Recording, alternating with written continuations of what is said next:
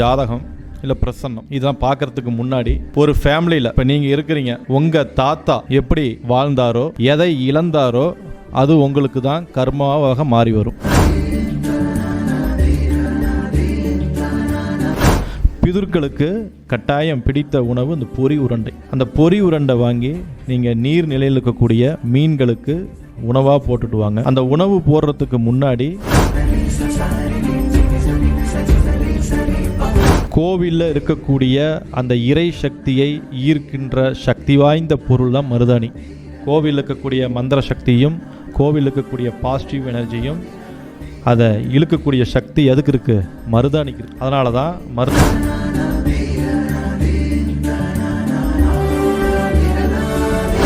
இப்போ நம்முடைய சரவணபவ ஜோதிட அறிவாலயத்திற்கு சிறப்பு விருந்தினராக வருகை புரிந்திருக்கக்கூடிய சேலத்தின் மண்ணின் மைந்தன் எஸ்கே ஜோதிட பயிற்சியுடைய நிறுவனர் சதீஷ் அவர்கள் வந்திருக்காரு. அவர்களை நம்முடைய சரவணபவ ஜோதிட அறிவாலயத்தின் சார்பாக சதீஷ்குமார் ஐயா அவர்களை வருக நம்ம அன்போடு வரவேற்று அவருக்கு ஒரு சிறிய மரியாதை நிமித்தம் செய்த பிறகு அவருடைய உரையை துவங்குமாறு கேட்டுக்கொள்கிறோம்.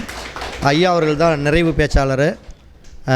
நீங்கள் எந்த அளவுக்கு கையை தட்டுறீங்களோ அவங்ககிட்ட நிறைய அவர்கிட்ட விஷயம் நிறைய இருக்குது. அவர் நம்ம சும்மா இந்த சட்டை போட்டிருக்காரு அப்படின்னு நம்ம நினைக்கவே கூடாது. அவர் வேறு கெட்டப்பில் வருவார்னு நினச்சா கெட்டப் தான் கொஞ்சம் கம்மியாக இருக்குது. ஆனால் விஷயம் கொஞ்சம் ஏகப்பட்டது இருக்குது. முடிஞ்ச அளவுக்கு கேள்விகள் என்ன கேள்விகள் கேள்வினாலும் கேட்டு கொஞ்சம் மடக்கி எல்லாமே வேணுங்கிறத வாங்கிக்கிங்க. ஏன்னா அவர் ஆன்மீகம் மட்டும் இல்லை, பரிகாரங்கள் அதுக்கடுத்து பார்த்திங்கன்னா ஒரு எந்த கிரகங்கள் பாதிக்கப்பட்டோ அதுக்கு என்னென்ன ட்ரீட்மெண்டெல்லாம் அப்படிங்கிறது யாகத்தின் ரீதியாகவும் நிறைய ஜோதிட வகுப்புகள்லாம் எடுத்துக்கிட்டு நிறையா பண்ணுறாரு. அவர்கிட்ட உங்களுக்கு எவ்வளோ யூஸ் பண்ணிக்கிறீங்களோ கொஞ்சம் யூஸ் பண்ணிக்கிங்க. ஐயா அவர்களே வருக நான் அன்போடு வரவேற்கிறேன்.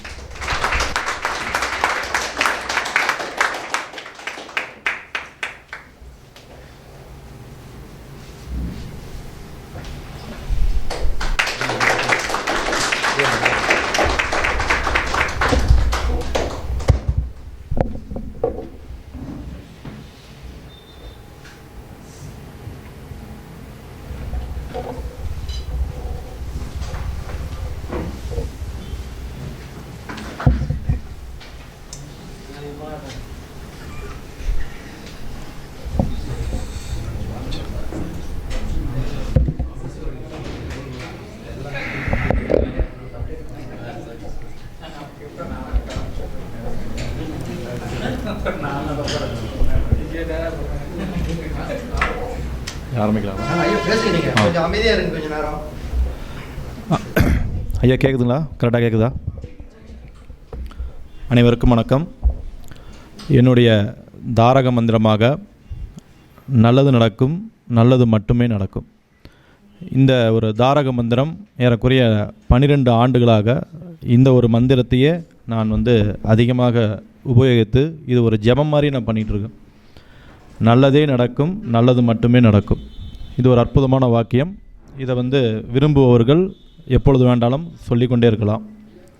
சரி, இப்போ நேராக சரவணபவ ஜோதிட அறிவகத்தினுடைய மாதாந்திர கூட்டத்திற்கு வருகை தந்துள்ள இது நடத்தி கொண்டிருக்கும் ஐயா பரணி பாரதி ஐயா அவர்களுக்கும் மற்றும் நிர்வாக குழுவில் உள்ள அனைவருக்கும் என்னுடைய மனமார்ந்த நன்றி கலந்த வணக்கம்.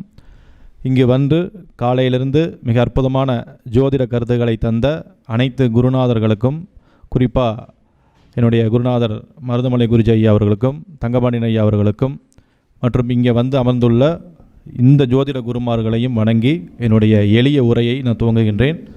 அதிக நேரம் எடுத்துக்க மாட்டேன், கொஞ்சமாக நேரத்தை சீக்கிரமாக முடிச்சிட்றேன். இப்போ நிறைய ஐயா ஒரு வாஸ்து வகுப்பை எடுத்து முடிச்சிட்டார். ரொம்ப அற்புதமாக தெளிவாக எடுத்தார். ரொம்ப சந்தோஷம். இப்போ நாம் எப்படி கொண்டு போகிறோம் அப்படின்னு கேட்டிங்கன்னா, ஒரு ஜாதகம் இல்லை பிரசன்னம் இதெல்லாம் பார்க்குறதுக்கு முன்னாடி ஒரு ஃபேமிலியில் இப்போ நீங்கள் இருக்கிறீங்க, உங்கள் தாத்தா எப்படி வாழ்ந்தாரோ, எதை இழந்தாரோ அது உங்களுக்கு தான் கர்மாவாக மாறி வரும். புரிஞ்சிட்டிங்களா?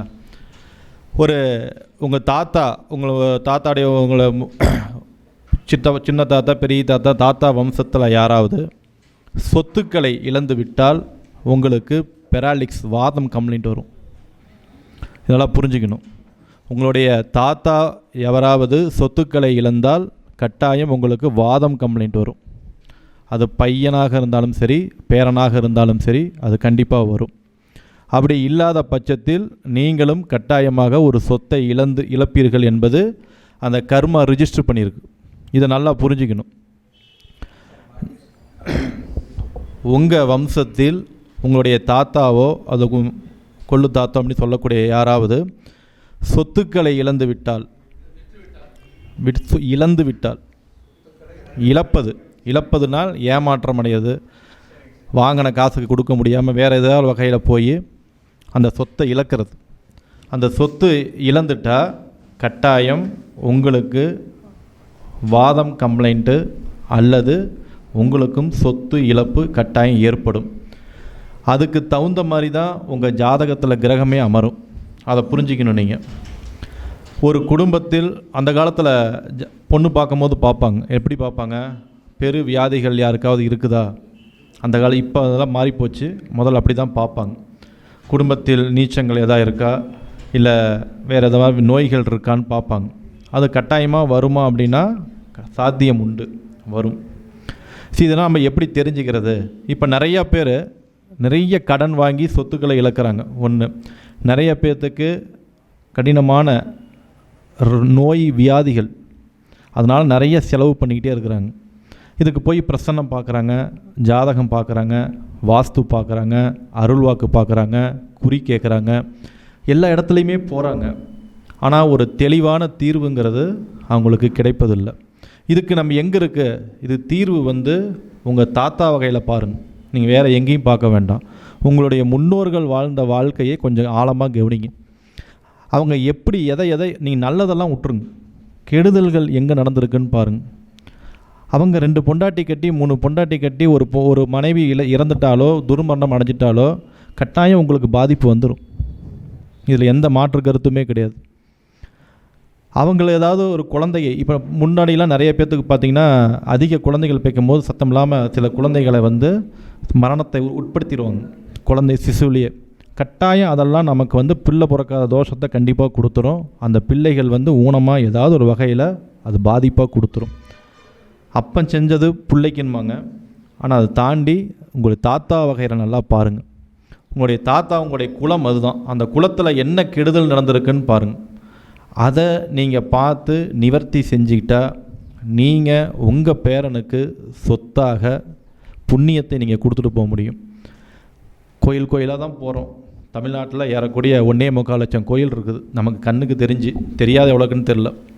அப்போ இத்தனை கோயிலுக்கும் போயும் நமக்கு நிறைய பாதிப்புகள் வருது. நம்ம சும்மா 7ஆம் இடம், 5ஆம் இடம், 9ஆம் இடம் இப்படியே பார்த்து முன்னோர்களுடைய வாழ்க்கையை சரியாக கவனிக்கலை. அதனால் எல்லோரும் முன்னோருடைய வாழ்க்கையை பாருங்கள். நான் பேசுறது தெளிவாக கேட்குதா? சரி, இதுக்கெல்லாம் ஒரு பிராயச்சித்தம் நம்ம என்ன செய்கிறது அப்படின்னு நிறையா பூஜைகள் சொல்கிறோம். எந்த ஒரு பூஜைகளுக்கும் முன்னாடி இப்போ எல்லாம் குலதெய்வம் கோயிலுக்கு போக சொல்கிறோம். நிறைய குலதெய்வம் கோயிலில் சாமி குலதெய்வம் இருக்குதான்னு எத்தனை பேர்த்துக்கு தெரியும்? எல்லோரும் நம்பிக்கையில் போகிறோம், அவ்வளோதான். குலதெய்வம் இருக்குது, போகிறோம். குலதெய்வம் அங்கே இருக்குதோ இல்லையோ போய் கும்பிட்றோம். இப்போ ஒரு இடத்துக்கு கோயிலுக்கு போகிறீங்க, அங்கே சாமி இருக்குங்கிறது நம்ம எப்படி தெரிஞ்சுக்கிறது? இருக்குதா இல்லையா? யாருக்கா தெரிஞ்சவங்க தான் சொல்லுங்கள். ஒன்று சிந்திக்க கூட கேள்வி தான். ஒரு இடத்துக்கு போகிறீங்க, அங்கே சாமி இருக்குதா இல்லையா? அது புகழ்பெற்ற கோயிலாக இருக்கலாம், புகழ் இல்லாத கோயிலாக இருக்கலாம். நம்பிக்கை தான். இல்லை, அதெல்லாம் நம்மளுடைய மனதின் இயல்பு. உயிரோட்டம்னு சொல்கிறாரு. நிம்மதி, நம்மளுடைய இது திருப்தி, இதெல்லாம் மனதின் இயல்பு. மனது ஏதோ போகிறோம் வரோம் ஒன்றும். பட் அந்த இடத்துக்கு போனோடனே ஒரு உயிரோட்டம்னு சொன்னார். அந்த உயிரோட்டம் எப்படி இருக்கும்? பாசிட்டிவ் எனர்ஜி, மைனஸ் எனர்ஜி தாண்டி உங்களுடைய சுழுமுனை ஓட ஆரம்பிக்கும். எந்த கோவிலுக்கு போய் உங்களுக்கு சுழுமுனைனா என்ன? 2 நாசிகளிலும் உடனே உங்களுக்கு ஓப்பன் ஆகி ஓட ஆரம்பிச்சிடும். அந்த கோவில்களுக்கு போனீங்கன்னா கட்டாயம் உங்களுடைய பிரார்த்தனை பலிதமாகும். அப்பொழுது அந்த சாமி அங்கே இருக்குன்னு அர்த்தம். எல்லா நேரத்துலையும் சாமிகள், தெய்வங்கள் எல்லா இடத்துலையும் எப்பொழுதும் இருந்துக்கிட்டே இருக்க மாட்டாங்க. தெய்வத்துக்கு ஏவலால் நிறைய பேர் இருக்கிறாங்க, அவங்க தான் உட்காண்ட்ருப்பாங்க. அதனால் மூல தெய்வங்கள் ரொம்ப நேரம்லாம் இருக்க மாட்டாங்க. அதை தவிர்த்து குலதெய்வம் கோயிலுக்கு போனீங்கன்னா நிறைய ஆன்மாக்கள் தான் உட்காந்துருக்கும். அதனால் தெரிஞ்சுக்கிங்க. குலதெய்வம் கோயிலுக்கு போய் நிறைய பேர்த்துக்கு சேர மாட்டேங்குது, பிரச்சனைகள் வருது அப்படின்னா அங்கே என்ன இருக்குது? அந்த குலதெய்வம் கோவிலில் ஆன்மாக்கள் தான் அதிகமாக இருக்கும். ஆன்மாக்கள்னால் யார் அப்படின்னா உங்களுடைய குலத்தில் வந்தவர்கள், அந்த பகுதியில் இருக்கக்கூடியவர்கள் ஆன்மாக்கள் அங்கேயே தான் இருப்பாங்க. நாம் தெய்வத்தினுடைய அருள் வாங்கிறதுக்கு பதிலாக இந்த ஆன்மாக்கள்கிட்ட போய் நம்ம சாபத்தை வாங்கிட்டு வந்துடுறோம். அது நிறைய புரிஞ்சுக்கணும். நிறைய பேர் கோவில்களுக்கு மதில் சுவர்கள், திண்ணைகள், ஒரு சில இடங்களுக்கெல்லாம் போனீங்கன்னா நிறைய ஆன்மாக்கள் தான் உட்காந்துருக்கும். அவங்க முக்திக்காக ஒரு குறிப்பிட்ட நேரத்தில் வருவாங்க. அவங்க வரக்கூடிய நேரமெல்லாம் பார்த்திங்கன்னா உச்சி நேரத்திலிருந்து மாலை வேலைக்குள்ளே தான். அதனால தான் கோயில்களை சாத்துற பழக்கம் வந்துச்சு மதியானம். தெரிஞ்சுக்கணும் ஏன் கோயில் இது பண்ணுறாங்க அப்படி ஆரம்பத்தில் சொல்கிறோம். அப்போ அதனால தான் கோவில் ஒரு 3 மணிலேருந்து ஒரு 2 மணிலேருந்து மேக்ஸிமம் 4 மணி வரைக்கும் கோயில் சாத்தி வச்சுருப்பாங்க. குலதெய்வம் கோயிலில் தான் நிறைய பேர்த்துக்கு போய் நிறைய பிரச்சனைகள் வருது. அங்கே நிறைய ஆன்மாக்கள் உட்காந்துருக்குறாங்க. நம்மளுடைய முன்னோர்கள், வம்சாவளிகள், நம்மளுடைய கோத்திரத்தில் வந்தவர்கள் எல்லாருமே இருக்கக்கூடிய இடம் குலதெய்வம் கோயில் தான். நாம் அவங்கள போய் தொந்தரவு பண்ணக்கூடாது. முதல்ல நம்ம இருக்கிறதே தெரியாது இல்லையா? நம்ம போய் ஒரு குப்பையை போடுவோம். எங்கே போடுவோம்? அவங்க எங்கே உக்காந்துருக்காங்களோ அவங்க மேலேயே தான் போடுவோம். நிறைய பேர்த்துக்கு தெரியாது. அவங்க உடனே பிடி சாபம் கொடுத்துருவாங்க. அங்கே தெய்வம்லாம் அப்புறம் கேட்காது. நம்ம நினைக்கிறோம் அப்படி தெய்வம் கேட்குற மாதிரி இருந்தால் இந்த இத்தனை கோடி மக்கள் கஷ்டப்படணுங்கிற அவசியம் கிடையாது. தெய்வமெல்லாம் கேட்காது. அதனால் ஆன்மாக்கள்கிட்ட போய் சாபம் வாங்கக்கூடாதுன்னா நீங்கள் கட்டாயம் குலதெய்வம் கோயிலுக்கு போயிட்டு முறையாக வழிபாடு செஞ்சுட்டு சாப்பிட்டு ஒரு பொங்கல் சாப்பிட்றீங்க, ஒரு பிரசாதம் கொடுக்குறாங்கன்னா அதுக்கு உரிய ஒரு பாக்ஸில் போட்டு வரணும்.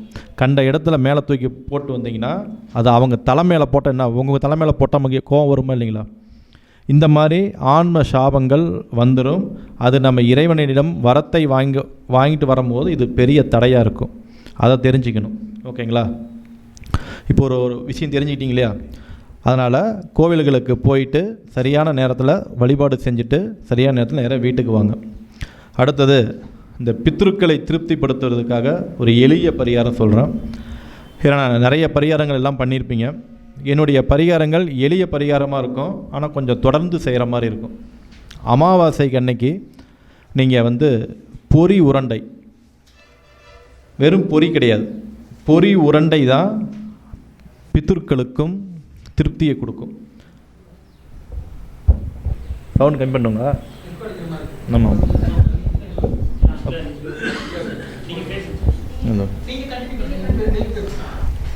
பிதுருக்கு அண்ணா கேட்குதா? ஓகே. பிதுர்களுக்கு கட்டாயம் பிடித்த உணவு இந்த பொரி உருண்டை. அந்த பொரி உருண்டை வாங்கி நீங்கள் நீர் நிலையில் இருக்கக்கூடிய மீன்களுக்கு உணவாக போட்டுட்டு வாங்க. அந்த உணவு போடுறதுக்கு முன்னாடி உங்களுடைய முன்னோர்கள், கண்ணுக்கு தெரிய கோத்திரத்தில் வந்தவங்களுக்கெல்லாம் இது உணவாக போகணும். எந்த பாதிப்பில் இருந்தாலும் அவர்கள் விடுதலை அடைய வேண்டும். நான் தெரிந்தோ தெரியாமலோ ஏதேனும் குற்றங்கள் செய்திருந்தால் அது மன்னிக்கப்பட வேண்டும் அப்படின்னு சொல்லிட்டு இந்த மீன் உருண்டையை பொரிகளுக்கு போடும். அதாவது பொரி உருண்டையை மீன்களுக்கு போடுங்க. அது கட்டாயம் உங்களுடைய பித்ரு தோஷம் மட்டும் கிடையாது, ஊழ்வினை தோஷம், சாபங்களை எல்லாம் தீர்த்து கொடுக்கும். அதனால தான் அந்த காலத்தில் ஆறு ஓரமாக, நதிகள் ஓரமாக கோவில் கட்டினாங்க. நம்ம நேராக சாமி வரம் கொடுக்கறதுக்கு முன்னாடி நம்ம சுற்றி இருக்கக்கூடிய ஜீவன்கள் ஆசீர்வாதம் கொடுத்தா தான் அந்த வரங்கள் கண்டிப்பாக கிடைக்கும். அதனால் அந்த மீன்களுக்கு அந்த பொரி உருண்டை போடுங்க. சார், மீன்களுக்கு பொரி உருண்டை போட்டால் கிடைக்குமான்னு கேட்காதீங்க. நீங்கள் செஞ்சுட்டு வாங்க. தொடர்ந்து இந்த நான் சொன்ன மாதிரி பிரார்த்தனை வச்சு செஞ்சுட்டு வாங்க. இப்போ எழுதி ஒரு டேட் போட்டு எழுதிக்கிங்க. இந்த மாதத்துலேருந்து நம்ம செய்கிறோம் அப்படின்னு சொல்லி ஒரு கணக்கு வச்சுக்கிட்டே வாங்க. உங்களுக்கு கொஞ்சம் கொஞ்சமாக உங்களுடைய பித்ருக்கள் நிவர்த்தி அடைஞ்சு கட்டாயம் உங்களுடைய கனவுல பேசுவாங்க. இதுதான் ஹைலைட். நான் சொல்லக்கூடிய பரிகாரங்கள் உங்களுக்கு ரிசல்ட் அவங்களே கொடுப்பாங்க. அவங்க என்னைக்கு கொடுக்குறாங்களோ கட்டாயம் கொடுப்பாங்க. 12 வருஷமாக நம்ம சொல்லிக்கிட்டு இருக்கோம், சும்மாலாம் சொல்ல. அது வரைக்கும் நம்ம கொடுக்கணும். ஏதேது ரூபத்தில் நான் ஏற்றுக்கிட்டோம், திருப்தி அடைஞ்சிட்டோம், கட்டாயம் அதுக்கப்புறம் உங்கள் வாழ்க்கை எப்படி மாறுதுங்கிறத பாருங்கள். நம்பிக்கையாக செய்கிறதா, நம்பிக்கை இல்லாமல் செய்கிறதாங்கிறது கிடையாது. இது பிரார்த்தனையை செஞ்சு அந்த பொரி உருண்டையை போட்டுக்கிட்டே வாங்க. அந்த பொரி உருண்டைக்கு உண்டான வேலை கட்டாயமாக செய்யும். ஓகேங்களா? சரி. கோவிலுடைய தெப்ப குளம் இருந்தால் கொடுங்க. ஃபஸ்ட்டு கோவிலுடைய தெப்ப குளங்கள் இருக்கும், அதில் தான் மெயினாக பண்ணுங்கள்.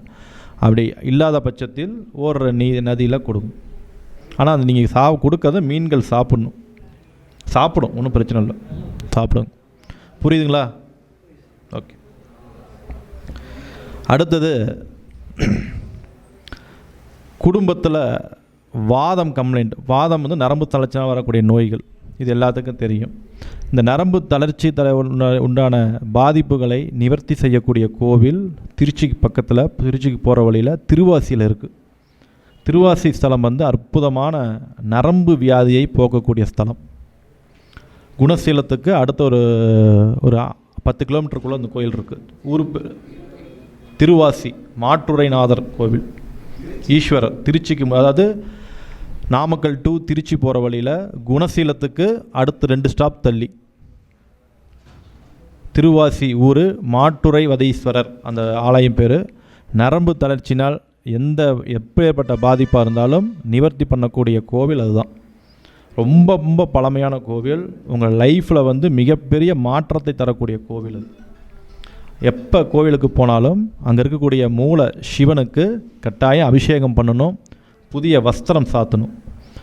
இதெல்லாம் முறையாக செஞ்சால் தான் பரிகாரங்கள் வேலை செய்யும். அந்த கோவிலுக்கு சென்று எப்போ போகலாம் அப்படின்னா, இன்றைக்கி கோச்சார குரு எந்தெந்த வீட்டை பார்க்குறாரு? கன்னி வீட்டை பார்க்குறாரு, விருச்சகத்தை பார்க்குறாரு, மகரத்தை பார்க்குறாரு.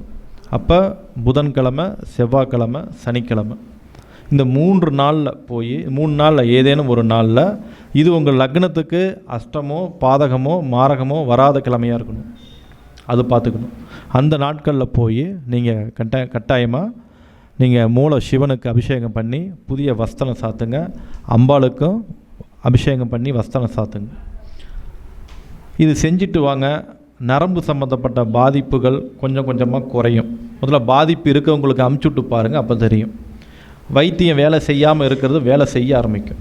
இதை பண்ணிட்டு வந்ததுக்கு அப்புறமேட்டு பார்த்தீங்கன்னா நல்ல ஒரு டாக்டர் உங்களுக்கு கிடைப்பாங்க. இது எல்லாமே பார்த்தீங்கன்னா கொஞ்சம் கொஞ்சமாக தான். ஃபஸ்ட்டு ஒரு தீர்வு கிடைக்கும், அப்புறம் முழுமையான ஒரு நிவர்த்தி அடைஞ்சிடும். அதே சமயம் நமக்கு கடுமையான ஒன்று போனால் ஒரு பிரச்சனைகள் வந்துக்கிட்டே இருக்குது, என்னால் மீளவே முடியல, தொடர் பிரச்சனைகள், தொடர் கடன்கள், இந்த மாதிரி நிறைய பிரச்சனைகளை நான் வந்து சந்திச்சுட்டே இருக்கிறேன் அப்படின்னா, ரொம்ப கண்கண்ட கோவில் வந்து இதே திருச்சியில் இருக்கக்கூடிய திருநெடுங்கலம்.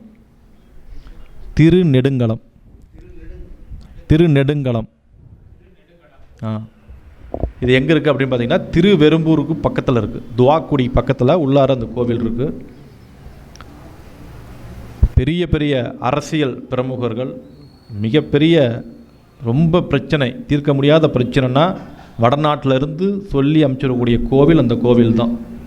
வடநாட்டில் இருக்கவங்க நிறைய பேர் இந்த கோவிலுடைய மகிமை தெரியும்.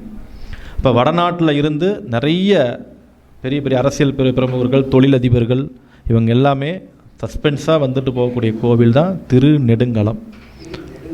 ஆமாம், அவர் பேர் வந்து நெடுங்கலநாதர், மூலவர் சிவன். அந்த கோவிலுக்கு போய் மாதுளை முத்துக்களால் அர்ச்சனை பண்ணுங்கள். அங்கே இருக்கக்கூடிய வாராகி அன்னைக்கு அங்கே உரல்லாம் இருக்கும், மஞ்சள் இடித்து மஞ்சள் சாத்திட்டு வரலாம். வாராகி ரொம்ப பழமையான கோவில் அது, அங்கே இருக்கக்கூடிய வாராகி. எந்த கோயிலுக்கு போனாலும் உங்களால் முடிஞ்சதுன்னா அபிஷேகம் பண்ணி புதிய வஸ்திரம் சாத்துங்க. இல்லை அது உங்களால் முடியல அப்படின்னா 108 விளக்கு, மண் விளக்கில் தீபம் ஏற்றுங்க. இதுதான் கர்மாவை தீர்க்கக்கூடிய அற்புதமான பரிகாரங்கள். இந்த கோவில்களுக்கு சென்று வாங்க, கட்டாயம் 90 நாளில் அதுக்கான உங்களுக்கு ரிலீஃப் கிடைக்கும். இந்த 90 நாள் எதுக்கு அப்படின்னா, நம்மளுடைய ஏடுகள் புரட்டப்பட்டு கட்டாயம் அதுக்கான நிவர்த்திகள் கொடுக்கறதுக்கு தான் தன்னால் ஆயிரும். ஐயா திருச்சிங்கய்யா, நான் சொல்கிறேன், திருச்சிக்கு பக்கத்தில் துவாக்குடி திருவெரும்பூருக்குன்னு பக்கத்தில் கோயில் இருக்குன்னு சொல்லியிருக்கேன். நல்லெண்ணெய் விளக்கே போதும், சுத்தமாக நல்லெண்ணெய் விளக்கே போதும், அதே ஏற்றி.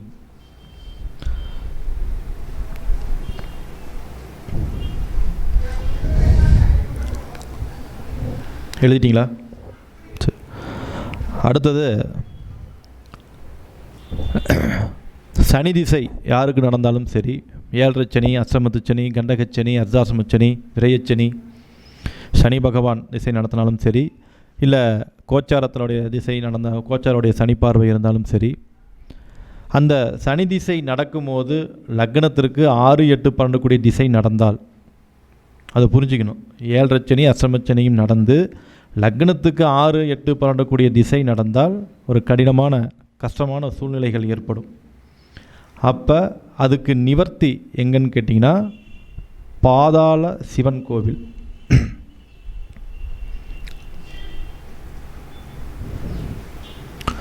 பாதாள லிங்கம் எந்த கோவிலில் இருக்கோ நீங்கள் போய் வழிபாடு செய்யலாம். பாதாள லிங்கத்துக்கு அபிஷேகம் பண்ணலாம், இல்லை ஒரு அர்ச்சனை பண்ணிட்டு வர்றது சிறப்பு. பாதாள லிங்கம் சேலத்தில் தாரமங்கலம் என்ற கோவிலில் இருக்குது. ஓகேங்களா? பாதாள லிங்கம் சேலம் மாவட்டத்தில் தாரமங்கலத்தில் இருக்குது. வேறு எந்த கோவில் எந்த இடத்துல இருந்தாலும் நீங்கள் இது வழிபாடு செய்யலாம். இதெல்லாம் செஞ்சு பாருங்கள். பாதாள லிங்கம்லாம் உள்ளுக்குள்ளே போய் இறங்கி தாரமங்கலம் அது படத்தில் கேட்குற மாதிரி தான். நான் பேசுகிறது கேட்குதா, கரெக்டாக பேசுகிறேன்னா அப்படிங்கிற மாதிரி தான் கேட்கணும் பொழுது. ஐயா கேட்குதுல்ல? ஓகேங்களா? அப்போ பாதாள லிங்கம் இது சேலம் மாவட்டத்தில் தாரமங்கலம் என்ற ஊரில் கைலாசநாதர் கோவிலில் இருக்குது. வேறு உங்களுக்கு தெரிஞ்சு எந்த கோவிலாக இருந்தாலும் இந்த பாதாள லிங்கம் கோவில் தான் இது அற்புதமான தீர்வை தரும். அங்கே இருக்குது. அதே சமயத்தில் காளகஸ்தியில் இந்த பாதாள லிங்கம் ரொம்ப விசேஷம். பாதாள லிங்கம் இருக்கிற இடமெல்லாம் நமக்கு ஒரு மர்மத்தை சொல்லும், ஒரு ரகசியத்தை சொல்லும். ரொம்ப மறைவு ஸ்தானத்தில் கிரகம் இருந்து திசை நடத்துனுச்சுன்னா இந்த பாதாளத்தை அடியில் இருக்கக்கூடிய கோவிலுக்கு போயிட்டு வந்தோம்னா நமக்கு நிவர்த்தி கிடைக்கும், ஒரு பெரிய கஷ்டங்கள் வராமல் தடுக்கப்படும். இதெல்லாம் அனுபவ உண்மை. அடுத்தது மாங்கல்ய தோஷம். பெண்களுக்கு மாங்கல்ய தோஷம். நீண்ட காலமாக பெண்களுக்கு திருமணம் ஆகாமல் இருந்தால், கல்யாண வாழ்க்கை பயங்கர கஷ்டங்கள், ஈகோ பிரச்சனைகள் இருந்தால், பெண்களுக்கு இப்போ கழுத்தில் தாலிக்கு மற்றொரு பேர் என்னங்க? மாங்கல்யம். அந்த மாங்கல்ய மகரிஷி அப்படின்னு ஒருத்தர் இருக்கார், தெரியுங்களா? மகரிஷி தமிழகத்திலேயே மாங்கல்ய மகரிஷி அப்படிங்கிற ஒரு கோவில் லால்குடியில் இருக்குது. திருமண வாழ்க்கை யாருக்கெல்லாம் பிரச்சனை, திருமண பாதி வாழ்க்கையிலே திருமண தாரங்கள் விலகி போகிறது, பிரிந்து போகிறது, கணவனை இழந்தவர்கள், மனைவியை இழந்தவர்கள், இவங்க எல்லாம் செல்லக்கூடிய கோவில் அந்த லால்குடியில் இருக்கக்கூடிய மாங்கல்யேஸ்வரர் திருக்கோவில். ஆமாம், லால்குடியிலே இருக்குது. குறிப்பாக பெண்கள் அடிக்கடி அந்த கோயிலுக்கு போய் ஒரு பூஜை பண்ணிட்டு வந்தாங்கன்னா மிகப்பெரிய அளவில் அந்த மாங்கல்ய தோஷம் தீரும். அங்கே மாங்கல்ய மகரிஷி அப்படின்னே ஒருவர் இருக்கார். அதுக்கு தான் இந்த மாங்கல்யம் கட்டுறதுக்கு அதிபதி அவரு தான். அவரை நினச்சி தான் மாங்கல்யமே கட்டணும். அதெல்லாம் காலப்போக்கில் மறந்தாச்சு. அந்த மாங்கல்ய மகரிஷியை நினைத்து நம்ம வழிபாடு செஞ்சோம்னா நமக்கு அந்த மாங்கல்ய தோஷம் தீரும். கணவன் மனைவியினுடைய கருத்து வேறுபாடுகள் நீங்கும். நீண்ட காலமாக திருமணமாக பாதிக்கப்பட்டவர்களுக்கு நிவர்த்தி கிடைக்கும். ஏன்னா ரிஷிகள் சித்தர்கள் கோவில்கள்லாம் போனோம்னா நமக்கு கட்டாயம் ஒரு தீர்வு கொடுக்கும். நிறைய கோவில் இருக்குது, எல்லா கோவில்லையும் எல்லாம் கிடைக்காது, அதை புரிஞ்சுக்கங்க.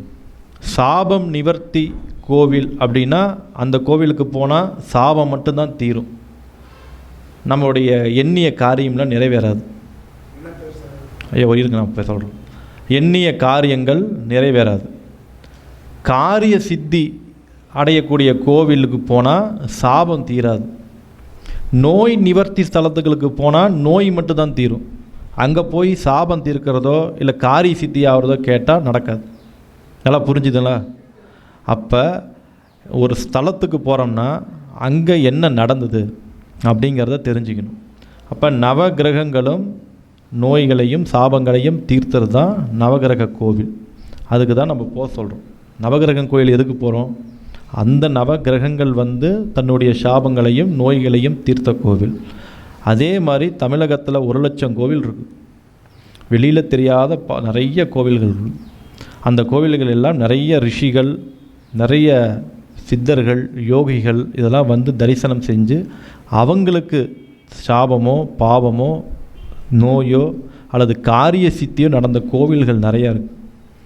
இதுக்கெல்லாம் போகணும். கோயிலுக்கு போனால் மட்டும்தான் நம்ம தெரிஞ்சிக்க முடியும். அப்போ நமக்கு நோக்கம் என்ன? நமக்கு சாபம் தீரணுமா, நோய் தீரணுமா, இல்லை நம்ம காரிய சித்தி நடக்கணுமான்னு தெரிஞ்சுக்கணும். நம்ம நோக்கம் தெரிஞ்சு அந்த மாதிரி கோயில்களுக்கு போனீங்கன்னா உங்களுக்கு கேட்ட பலன் கரெக்டாக கிடைக்கும். ஒரே கோவில் தான், திருவண்ணாமலைக்கு போகிறோம், எல்லாரும் கிரிவலம் போகிறோம், நம்மளும் கிரிவலம் போகிறோம் அப்படிங்கிறது ஒரு ரகம். திருவண்ணாமலை இந்த நோக்கத்துக்காக கிரிவலம் போகிறோம் அப்படிங்கிறது ஒரு நோக்கம், செயல்பாடுகள் இருக்குது. அப்போ நோக்கம் அறிஞ்சு தேவை அறிஞ்சு போனீங்கன்னா உங்களுக்கு சிறப்பாக இருக்கும்.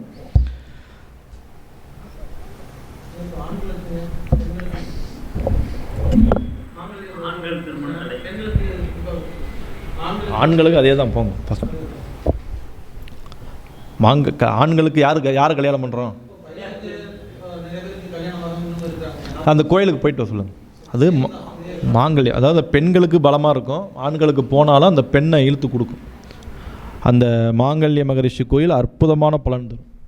ரொம்ப இதெல்லாம் சித்தர்கள் நாடியில் வந்த இதெல்லாம் கோவில்கள். கோவில் சின்ன கோவில் தான், ஆனால் பலன்கள் ரொம்ப பெரிய கோவில். லால்குடியில் அவ்வளோ ஒரு விஷயங்கள் இருக்குது. ஓகேங்களா? அடுத்தது தொழில் விருத்தி. செய்யக்கூடிய தொழில் முதல்ல நம்ம ஜாதகத்தை முதல்ல கரெக்டாக அலசி ஆராய்ஞ்சிடணும். நமக்கு என்ன தகுதி இருக்குங்கிறத பார்க்கணும். நம்மளுடைய 2ஆம் அதிபதி எப்படி இருக்கார்? அவருடைய 6ஆம் அதிபதியோடு கனெக்ட் பண்ணியிருக்காரா? 10ஆம் அதிபதியோடு கனெக்ட் ஆகியிருக்கிறாரா? குரு நல்லா இருக்கிறாரா? சுக்கிரன் நல்லா இருக்காரான்னு சொல்லி முதல்ல நம்ம ஜாதகம் தான் முதல்ல சொல்லும். முதல்ல அதில் ஒரு தெளிவு முதல்ல எடுத்துங்க. இல்லை நல்லா உட்காந்து ஆராய்ச்சி பண்ணி நமக்கு எப்படி இருக்குங்கிறத தெரிஞ்சுக்கங்க. 2ஆம் அதிபதி போய் 6, 8, 12 மறைஞ்சாலும், பாதகாதிபதி சம்பந்தப்பட்டாலும், இல்லை கேது பகவானுடைய போய் நம்ம அஸ்தமனம் அடைஞ்சாலும் நமக்கு என்ன ஆகும்? சம்பாத்தியத்தில், தனத்தில் பிரச்சனை கண்டிப்பாக வரதான் செய்ய சொல்லும். அப்போ நாம் முதல்ல தடையை விளக்கினா மட்டும்தான் வருமானத்தை வரும். அப்போ தடையை விளக்கிறதுக்கு என்ன வழிங்கிறத பார்க்கணும். அப்போ நம்ம தடையை விளக்கணும் அப்படின்னா, இங்கே விருத்தாச்சலம் பக்கத்தில் யாராவது வந்திருக்கீங்களா? விருத்தாச்சலம் கோயில், விருத்தாச்சலம் இருக்குமா? விருதகிரீஸ்வரர் கோயில் எத்தனை பேருக்கு தெரியும்? நான் கேட்டது விருத்தாச்சலம் மட்டும்தான், விருதகிரீஸ்வரர். எத்தனை பேர் போயிருக்கீங்க? அந்த கோயிலுடைய என்ன பலன் தெரியுமா உங்களுக்கு? விநாயகர் இருப்பார். ஓகே. இருக்கிறதுலே மிக மிக பழமையான கோவில்னா அது விருத்தாச்சலம் தான். கணக்கில் இல்லாதது, ஏட்டிலே கணிக்க முடியல அந்த கோயிலை பற்றி. எல்லாருக்கும் இப்போ இருக்கக்கூடிய மூலவத்துக்கெல்லாம் மூலம் கோயில் அதுதான், விருத்தாச்சலம் தான். விருத்தாச்சலத்தில் இனிய வரைக்கும் நமக்கு முறையான கணிதம் இல்லை, அது எத்தனை ஆண்டுகள் ஆச்சுன்னு சொல்லி. யாருக்கெல்லாம் வாழ்க்கையில் நான் வளர்ச்சி அடையணும், தொழில் வளர்ச்சி அடையணும், மேன்மை வரணும் அப்படின்னு நினச்சிங்கன்னா அந்த கோயிலுக்கு போய் ஒரு அபிஷேகம் பண்ணி நீல கலரில் அவருக்கு ஒரு பட்டு வஸ்திரம் சாத்தி பாருங்க. நீல கலர் பட்டு வஸ்திரம் இல்லை அப்படின்னா நீல கலரில் ஏதாவது ஒரு நீல பார்டர் வச்சாவது ஒரு நல்ல வேஷ்டி வாங்கி கொடுங்க. அம்பாளுக்கும் அதே போல் மூலவருக்கு என்ன செய்கிறீங்களோ அதே தான் அம்பாளுக்கும் செய்யணும். இந்த இருவருக்கும் ஒரே மாதிரி அபிஷேகம் செய்து ஒரு வஸ்திரம் சாத்திட்டு வந்து பாருங்கள். உங்கள் வாழ்க்கையில் எப்படி மாற்றங்கள் கிடைக்குது. இதெல்லாம் எப்போ தெரியும்? சும்மா போய் செக் பண்ணலாம் கிடையாது. பசியில் இருக்கணும், தாகத்துக்கு அலையணும். அப்படியே தாகத்தில் தண்ணி அலையிறாங்க பார்த்தீங்களா? அந்த மாதிரி ஆளுங்களுக்கு தண்ணி கொடுத்தா தான் அது கரெக்டாக இருக்கும். அப்போ வாழ்க்கையில் நொடிஞ்சு போய் எனக்கு ஒரு வழி கிடைக்காதான்னு ஏங்குறாங்க பார்த்தீங்களா? அப்போ அந்த சூழல் இருக்கும்போது அந்த கோயிலுக்கு போயிட்டு வரும்போது உள்ளங்கையில் நெல்லிக்கனி போல் நமக்கு வாழ்க்கை சுபிட்சமாக மலர்றது உங்களுக்கு நல்லாவே தெரியும். அப்போ தேவை அறிந்து தான் கோயிலுக்கு போகணும். நமக்கு என்ன வழி? டாக்டர்கிட்ட போய் எல்லாத்துக்கும் மாத்திரை கேட்க முடியாது. இப்போ எனக்கு இந்த வலி வலிக்குது அப்படின்னா அதுக்கு உண்டான மாத்திரை போகணும். அதே மாதிரி தான் இப்போ இந்த கோவில்கள் எல்லாம் உங்களுக்கு மிகப்பெரிய மாற்றத்தை கொடுக்கக்கூடிய விருத்தாச்சலம் மிருதகிரீஸ் கோயில் அப்படி ஒரு உங்களுக்கு பவர் இருக்குது, நிறைய பவர் இருக்குது. இப்போ இந்த ஒரு விஷயத்தை மட்டும் ஒட்டாவே சொல்லிடுறேன். அடுத்து வந்து என்னுடைய நிறைவாக காலபுருஷனுக்கு 2 கூடியவன் யார்? கரெக்டாக இருக்கு சொல்கிறீங்களா? சுக்கரன் தானா? சரி சரி சரி. காலபுருஷனுக்கு 12 உச்சமடைய கிரகம் எது? இல்லை தப்பாக சொல்கிறீங்க. சுக்கரனா? கரெக்டு தானே? சரி. ஐயா, உச்சம் பெற்ற கிரகம் யார்? சுக்கரன். இது என்ன சொல்லுது? விதி என்ன சொல்லுது? பணம் எந்த வகையில் வருதோ பணம் என்ன பண்ணோம்? இயற்கையாகவே அதுதானே சொல்லுது. காலபுருஷனுக்கு தனாதிபதி 12 உச்சம் பெற, விரயத்தில் உச்சம் பெறார். அப்போ பேசிக்காகவே பணம் தங்காதுங்கிறது தானே சொல்லுது. இது உண்மை, இது ஒன்றும் மாற்றுக்கிறது இல்லையே. இது எல்லாத்துக்கும் இது ஜென்ரல். அப்போ நாம் என்ன செய்யணும் அப்படின்னு கேட்டிங்கன்னா, நமக்கு பணம் சேரணும், முதல்ல பணம் வரணுமில்ல. பணம் வர்றதுக்கு ரொம்ப ரொம்ப எளிமையான பரிகாரம், ரொம்ப 100% பலன் தரக்கூடிய பரிகாரம். பசுமாட்டுக்கு நீங்கள் அவுளும் வாழைப்பழம் கொஞ்சம் வெல்லம் இந்த 3ஐயும் கலந்து நிவேதனமாக கொடுத்துட்டு வாங்க. கொஞ்சமாக கொடுங்க, ஒரு உருண்டை கொடுத்தீங்கன்னா போதும். அவுள், வாழைப்பழம், வெல்லம் கொஞ்சமாக கலக்கி நீங்கள் கொடுத்துக்கிட்டே வாங்க. இந்த 3 பொருள் போதும். சின்னதாக ஒரு உருண்டை போதும். ஏன்னா அவுள் அதிகமாக போயிடுச்சுன்னா பால் அந்த பசுமாடுக்கு கொஞ்சம் பிரச்சனை வந்துடும். அதனால் கொஞ்சமாக சின்னதாக இது உருண்டை பண்ணி வாரத்துக்கு ஒரு 3 நாள் கொடுத்துட்டு வாங்க. அதான் எந்த நாளும் பிரச்சனை இல்லை. முதல்ல வெள்ளிக்கிழமை ஒரு நாள் வச்சுக்கிங்க, மீதி ஒரு 2 நாள் உங்களுக்கு மனசுக்கு கண்ணை மூடி நினச்சி பாருங்கள் எந்த நாள்னு சொல்லி வர நாளில் செய்யுங்க. இது செஞ்சுக்கிட்டே வாங்க. ஒரு 2 மாதம் 3 மாதம் கழித்து உங்களுடைய பொருளாதார முன்னேற்றம் எப்படி இருக்கிறத பாருங்கள். இதெல்லாம் பொருளாதார முன்னேற்றம் மிக மிக அற்புதமாக பலன் தரும். இது எளிமையான பரிகாரம் தான், ஆனால் அவ்வளோ பவர்ஃபுல்லாக வேலை செய்யும். ஓகேங்களா? இது ஏதாவது சந்தேகம் இருக்கா?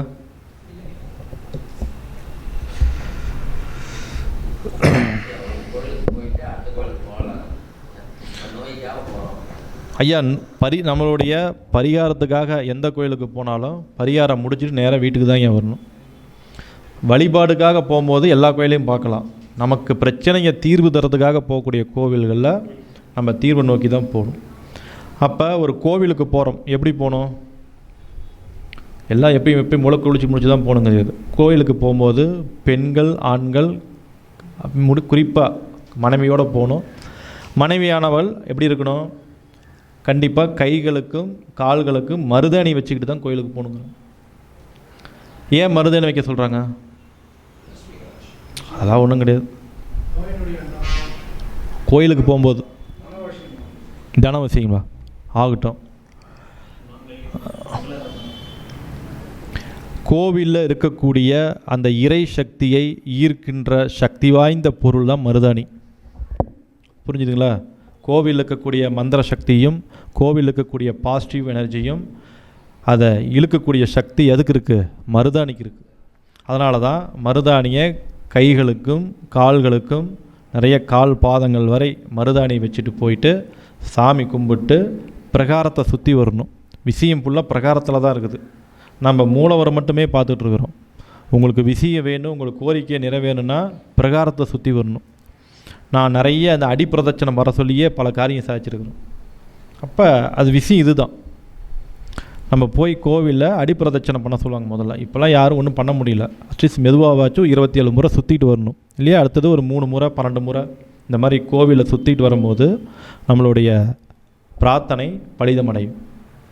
அப்போ கண்டிப்பாக என்ன பண்ணணும்? ஒரு நல்ல ட்ரெஸ் போட்டுட்டு போகணும் கோயிலுக்கு. கண்டிப்பாக கைகளுக்கும் பெண்கள் குறிப்பாக கால்கள் பாதங்கள் வரை மருதாணி வச்சுருக்கணும்.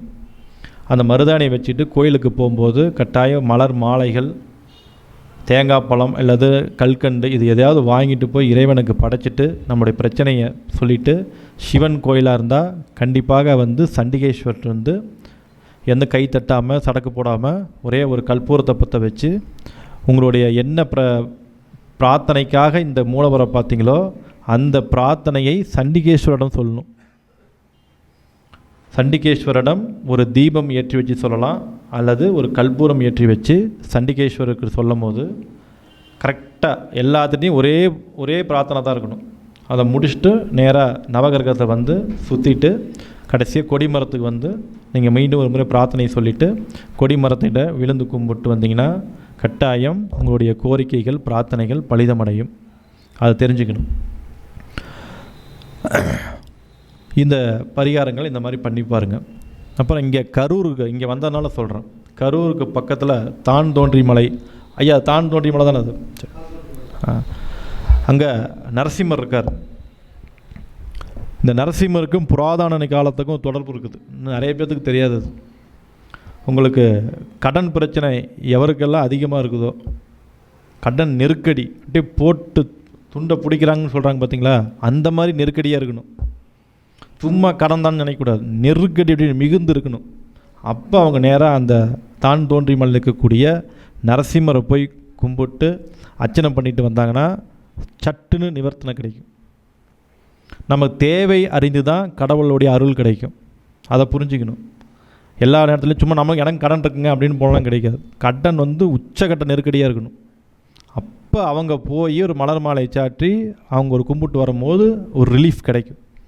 அந்த ரிலீஃப் தான் அவங்களுக்கு ஒரு வரப்பிரசாதமாக அமையும். புரியுதுங்களா? அந்த கோவிலில் தான் எல்லா கோவில்களிலும் சாமிக்கு அபிஷேகம் பண்ண தீர்த்தம் வெளியில் போகுதுங்களா, அதுக்கு பேர் வந்து கோமகி தீர்த்தம்னு சொல்லுவாங்க. அந்த கோமகி தீர்த்தம் வெளியில் போகிற இடத்துல தான் 36 தேவதைகள் அங்கே தான் இருப்பாங்க. நம்ம அதெல்லாம் இப்போ நாத்தம் பிடிச்ச இடம் மாதிரி வச்சுருக்கிறாங்க. இப்போ இது முதல்ல அருள் புரிஞ்ச கோவில் தான் இந்த தான் தோன்றி மலை.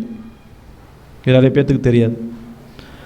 அதனால் எந்த நம்ம ஆலயத்துக்கு போனாலும் சரி, சிவ ஆலயத்துக்கு போகும்போது அந்த கோமகி தீர்த்தம் சொல்லக்கூடிய அந்த புனிதமான தீர்த்தம் வெளியே வரக்கூடிய இடத்த கழுவிட்டு நல்லா சந்தன குங்குமம் இல்லை மஞ்சள் குங்குமம் வச்சு ஒரு பூ போட்டு பூஜைகள் பண்ணணும். இப்படி பூஜைகள் பண்ணோம்னா நம்மளுடைய வம்சம் விருத்தி அடையும். வாழ்க்கை வந்து பெரிய கஷ்டத்துகளுக்கு உண்டாகாது. நமக்கு பிறப்பு ஜாதகம் எப்படி இருந்தாலும் ஒரு பெரிய கஷ்டம் ஆபத்து கண்டங்களை கொடுக்காம நம்மளை கிராஜுவலாக வாழ வச்சிடும். ரொம்ப அற்புதமான பரிகாரம் அது. இப்போ இந்த இடமெல்லாம் பூஜை பண்ணுற ஒரு சில கோவில்களில் பூஜை பண்ணுறாங்க, பல கோவில்களில் பண்ணல. இப்போ எந்த கோவிலில் பண்ணலையோ அந்த கோவிலுக்கு போய் நாங்கள் பண்ணணும், ஏதாவது பண்ணுறதுக்கு உதவி செய்யணும். அங்கே இருக்கக்கூடிய சிவாச்சாரிகள்கிட்ட சொல்லி ஒரு பூஜை பண்ணி அவங்களுக்கு உண்டான என்ன தட்சணையோ அதையும் கொடுத்து அதை பண்ணினீங்கன்னா நல்ல ஒரு ரிசல்ட்டு கிடைக்கும். இது ரொம்ப அற்புதமான ஒரு ஸ்தலம். இந்த மாதிரி பரிகாரங்கள் உங்கள் வாழ்க்கையில் தொடர்ந்து பண்ணுங்கள். இப்போ ஏதாவது சொன்ன பரிகாரத்தில் உங்களுக்கு டவுட்டாக இருந்தால் கேட்கலாம். எதுனா தேர்வா? சரி, தேர்வுகள் எழுதணும் அப்படின்னு கேட்டிங்கன்னா, இப்போ தமிழ்நாட்டில் கல்வி மாவட்டம் எது? கன்னியாகுமரியா? அதுக்கு அடுத்தது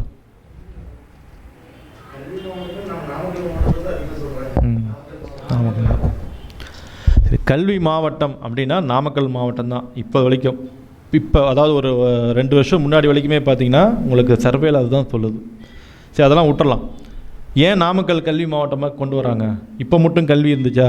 அப்படி கிடையாது. அந்த காலத்துலேயே அவங்க கல்வி அறிவாக இருந்தாலும் வாழ்க்கைக்கு தேவையான நல்ல நாலேஜோடு தான் இருந்தாங்க. அதுக்கு காரணம் நாமகிரி தாயார்.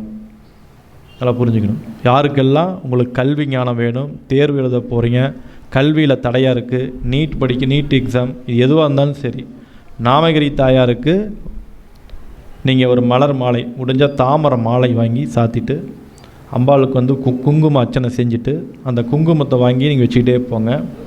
மிராக்கலாக வேலை செய்யும். ஓகேங்களா? இந்த நாமக்கல் மாவட்டத்தில் மகிமை வாய்ந்தது நாமகிரி தாயார். அதனால் நாமகிரி தாயாருக்கு அப்படி ஒரு வரப்பிரசாதி. படிப்பில் யாரும் ரொம்ப பயந்துக்கிட்டு இருந்தோம், பாஸ் ஆகுமா ஆகாதா அப்படின்னா குழந்தைங்கள நேராக கூட்டிகிட்டு போய் நிற்க வச்சு வாட்ரு பாஸ்காச்சும் மார்க் வாங்கிடணுமான்னு கேட்டிங்கன்னா அது கட்டாயம் வந்துடும், நல்லாவே பாஸ் ஆயிரும். இது அனுபவம். பல பேர்த்துக்கு பல 100 பேர்த்துக்கு சொன்னப்பட்ட பரிகாரம் தான் அது. ஓகேங்களா? செஞ்சு பாருங்கள், யாருக்கான சொல்லி பாருங்கள், சொல்லி அதை எப்படிங்கிற சக்ஸஸ் பாருங்கள். வேறு ஏதாவது டவுட்டு?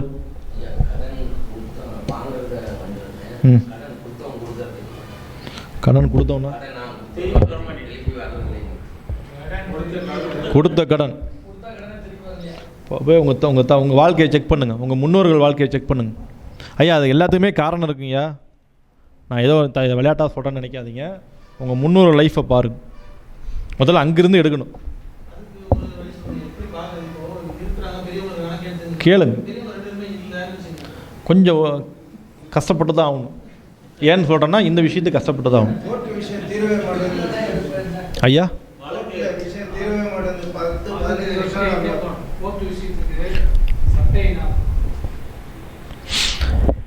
ஐயா கோர்ட்டு விஷயம் எழுதிங்க, நீ கேட்ட நல்ல விஷயம். அதாவது நீண்ட நெடுங்காலமாக என்னால் கோர்ட்டு விஷயம் தீர முடியல அப்படின்னா அதுக்கு கைகண்ட மருந்து போல தரக்கூடிய வரப்பிரசாதி திருவெண்காட்டில் தான் இருக்குது. ஓகேங்களா? திருவெண்காட்டில் இருக்கக்கூடிய அகோரமூர்த்தி, அகோரமூர்த்தி.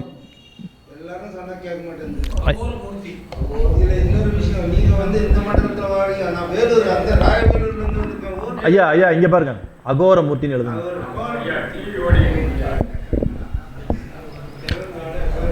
திருவெண்காட்டில் உள்ள அகோரமூர்த்திக்கு நீங்கள் போய் உங்களால் முடிஞ்சதுன்னா அவருக்கு ஒரு யாக பூஜை பண்ணலாம், ஹோமங்கள் பண்ணலாம், இல்லை உங்களுடைய தனிப்பட்ட முறையில் அபிஷேகம் பண்ணலாம்.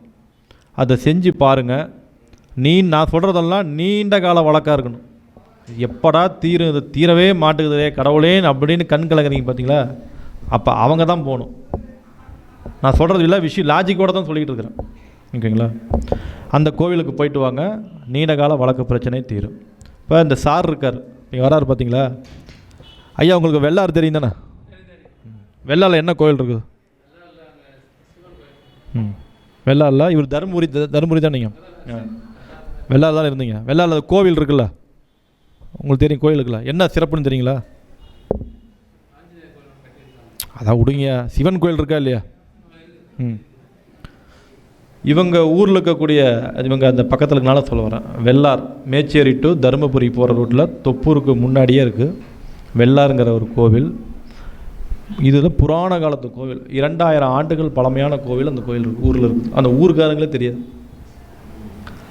அந்த கோவிலில் இழந்ததை மீட்டு தரும் மல்லிகார்ஜுனேஸ்வரர். கரெக்டா? ஓகேங்களா? மல்லிகார்ஜுனேஸ்வரர் கோவில். அது இப்போ கொஞ்சம் எடுத்து கட்டியிருக்கிறாங்க, ஆனால் ரொம்ப ரொம்ப பழமையான கோவில். எல்லோரும் கோயில் வேலை ஒரே கை இதுதான். ஆமாம். அப்போ அந்த கோவிலுக்கு நான் இப்போ சொல்லக்கூடிய கோயிலுக்கெல்லாம் ஒரு முறை வாய்ப்பு கிடைச்சா போய் பார்த்துட்டு வாங்க, சும்மாவாச்சும் தரிசனம் பண்ணுங்க. சிவ தரிசனம் நமக்கு பெரிய ஒரு புண்ணியம். அதனால் அந்த மல்லிகார்ஜுனேஸ்வரர் கோவில் இழந்ததை மீட்டு தரும். ஆபத்து காலத்தில் உங்களுக்கு ஒரு பெரிய வரப்பிரசாதமாக காப்பாற்றும். ஆபத்துனா நமக்கு பலவிதமான ஆபத்துகள் வரும், அதிலிருந்து காப்பாற்றக்கூடிய கோவில் நிறைய கோவில் இருக்குது. இவர் பார்த்ததுனால இது டக்குன்னு இந்த கோவில் ரொம்ப வேலை செய்யும். அதே போல் இப்போ நவராத்திரி காலம், இப்போ வாராகி நவராத்திரி ஓடிக்கிட்டு இருக்குது. புரட்டாசி நவராத்திரி காலத்தில் உங்களில் யாருக்கெல்லாம் முடியுமோ புரட்டாசி நவராத்திரி காலத்தில் நீங்கள் சிவ ஆலயத்தில் இருக்கக்கூடிய அம்பாளுக்கு ஒரு நாள் கட்டளை பூஜை பண்ணுங்க. இது தொடர்ந்து ஒரு 12 வருஷமாச்சும் பண்ணுங்க. வருஷம் ஒரு முறை, வருஷம் ஒரு நாள் ஒரு கட்டளை பூஜை. உங்களுடைய பிள்ளைகளை பற்றியோ பேரம் பேத்திகளை பற்றியோ நீங்கள் கவலையே பட தேவையில்லை. அவர்களுக்கு கவசம் போல் அந்த ஒரு நாள் செய்யக்கூடிய பூஜை அந்த வம்சத்துக்கு ஏதேனும் ஒரு வகையில் கவசமாக இருந்து காப்பாற்றும். இது சத்தியமான உண்மை. சரிங்களா? ஏன் இந்த அளவுக்கு உணர்ச்சி வசப்பட்டுலாம் பேசலை, நாங்கள் நிறைய பார்த்துருக்கோம், சின்ன வயசுலேருந்து இதை பார்த்துருக்கோம். அதனால் நவராத்திரி காலத்தில் நீங்கள் செய்யக்கூடிய ஒரு நாள் கட்டளை பூஜை தொடர்ந்து 12 வருஷமாச்சும் செய்யணும். ஒரு நாள் பூஜை செஞ்சுக்கிட்டே வாங்க. உங்கள் வம்சத்துக்கு நீங்கள் பயப்படாதீங்க. உங்களுடைய எதுக்காக சொல்ல வரேன்னா, நம்ம பிள்ளைங்க பேரங்குடி எப்படி எதை பற்றியுமே கவலைப்படாதீங்க. ஜாதகம் எந்த அளவுக்கு மோசமாக இருந்தாலும் சரி, அவங்கள ஒரு இறை சக்தி காப்பாற்றுனா இந்த பூஜை அதை வேலை செய்யும். இது ரொம்ப நிதர்சனமான உண்மை. ஓகே, வேறு ஏதாவது கேள்வி இருந்தால் கேளுங்க, நான் நிறைவு பண்ணுறேன்.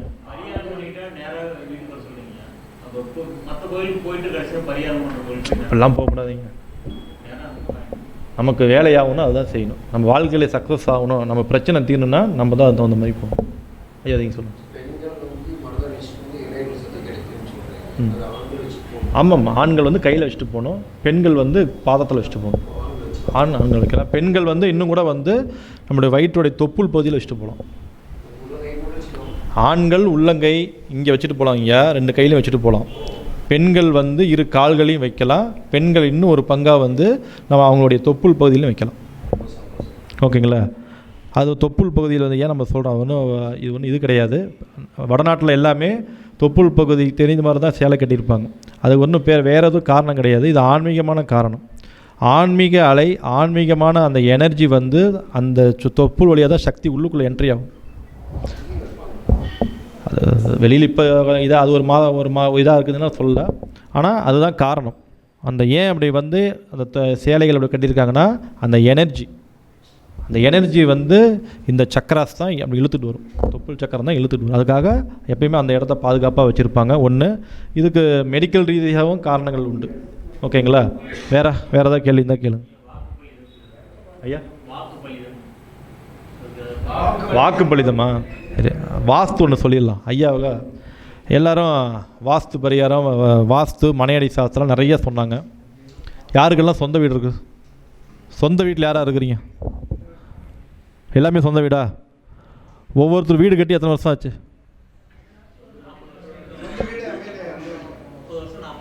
40 வருஷம். நீங்கள் கட்டினீங்களா?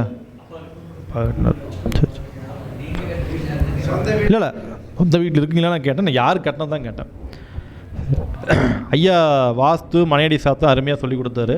அதில் ஒரு எளிமையாக, நம்ம எப்பயும் ஷார்ட்கட்டில் போகிற ஆள் தான். எளிமையான முறையில் பூஜை பண்ணோன்னா உங்களுக்கு தெரிஞ்சு, இப்போ நீங்கள் கட்டின வீடாக இருந்துச்சுன்னா நீங்கள் என்னை கிரகோபேசம் பண்ணின்னு உங்களுக்கு தெரியும். இது எதுவுமே தெரியல அப்படிங்கும்போது நீங்கள் ஒன்றும் பெரிய பூஜையெல்லாம் கிடையாது. சிம்பிளான ஒரு பூஜை தான். ஒரு நல்ல முகூர்த்த நாளை தேர்ந்தெடுத்து, முகூர்த்தம் தான் ரொம்ப முக்கியம். ஜாதகத்து எது முக்கியம்? லக்னம் முக்கியங்கிற மாதிரி நாம் எந்த காரியம் செஞ்சாலும் முகூர்த்தம் ரொம்ப முக்கியம். அந்த முகூர்த்த லக்னம் வலுவாக வச்சு நீங்கள் மீண்டும் வந்து அந்த வாசக்கால் பூஜை பண்ணணும். பண்ணி பாருங்கள். வாசக்காலுக்கு முறையாக மந்திரம் தெரிஞ்சால் மந்திரம் சொல்லுங்கள். இல்லைன்னா வாசக்காலுக்கு வாழை இலை போட்டு தேங்காய் பழம் உடைச்சி வச்சு மஞ்சள் குங்குமம் எல்லாம் இதெல்லாம் கழுவி விட்டு அந்த வாசலுக்கு தலை சொல்கிறாங்களே, வாசலுக்கு மெயினாக பன்னீர் ஊற்றி அபிஷேகம் பண்ணி பொங்கல் வைக்கலாம். இந்த மாதிரி மந்திரம் தெரிஞ்சால் மந்திரம் சொல்லலாம். இது எது உங்களால் பண்ண முடியுமோ அந்த மாதிரி செஞ்சு பாருங்கள். மாதம்லாம் நாங்கள் செய்ய சொல்லியிருக்கிறோம். இப்போ ஐயா சொன்ன மாதிரி மனையடி சாஸ்திரம், வாஸ்து நிறைய ப்ராப்ளம் இல்லாமல் அங்கே இருக்காது. ஏதோ ஒரு பகையில் ஃபால்ட்டுகள் இருக்கும். இப்போ நம்ம கட்டி முடிச்சாச்சு, செஞ்சாச்சு, நமக்கு இது ஒரு குறையாக நமக்கு மனசில் என்ன வரும்? இது ஒரு குறையாக இருக்குமோ அப்படிங்கிற மாதிரி இருக்கும். அந்த மாதிரி குறை இருந்துச்சுன்னா நீங்கள் இந்த மாதிரி ஒரு எளிய முறையை பூஜையை பண்ணி பாருங்கள். இது பண்ணி பார்த்துக்கிட்டே வாங்க. அது இருந்தால் உங்களுக்கு தீர்வு கிடச்சிரும். என்றைக்குமே வாழ்கிற வீட்டில் உட்காந்து வீடு சரியில்லை, இது சரியில்லை அப்படிங்கிற வார்த்தையை அதிகம் சொல்லாதீங்க. கட்டின பொண்டாட்டி சரியில்லை, பொண்டாட்டி கூட வச்சுக்கிட்டே பொண்டாட்டி சரியில்லைங்கிறது, பிள்ளையை போச்சுக்கிட்டே என் புள்ள சரியில்லைங்கிறது, செய்கிற தொழிலில் வந்து தொழில் சரியில்லைங்கிறது, வேலை சரியில்லைன்னு சொல்கிறது, இதெல்லாம் நம்ம கொஞ்சம் மாற்றணும். நமக்கு விதிக்கு மாதிரி தான் எல்லாமே கொடுப்போம். அங்கே நமக்கு மீறி அங்கே ஒன்றுமே கிடையாது. கடவுள் வந்து உங்கள் ஏட்டை பார்த்து தான் கொடுக்குறாரு. நமக்கு என்ன பிராப்தமோ அதுதான் கொடுக்கும். கிடைச்சதை சந்தோஷமாக வச்சுக்கணும். வீடு சரியில்லை அப்படிங்கிறத விட வீட்டில் தான் மாற்றி அமைக்கணும், நம்ம செஞ்சுக்கலாம், இது நல்ல வீடு அப்படின்னு உங்களுக்காகவே இந்த மனசில் கொஞ்சம் எண்ணத்தை வளர்த்துக்கணும். இதெல்லாம் செஞ்சு பாருங்கள். இந்த ஒரு பொன்னான வாய்ப்பு தந்த அண்ணன் பரணி பாரதி ஐயா அவர்களுக்கும் இங்கே வந்துள்ள அத்தனை குருமார்களுக்கும் என்னுடைய மனதார நன்றி கூறி விடைபெறுகின்றேன். நன்றி, வணக்கம்.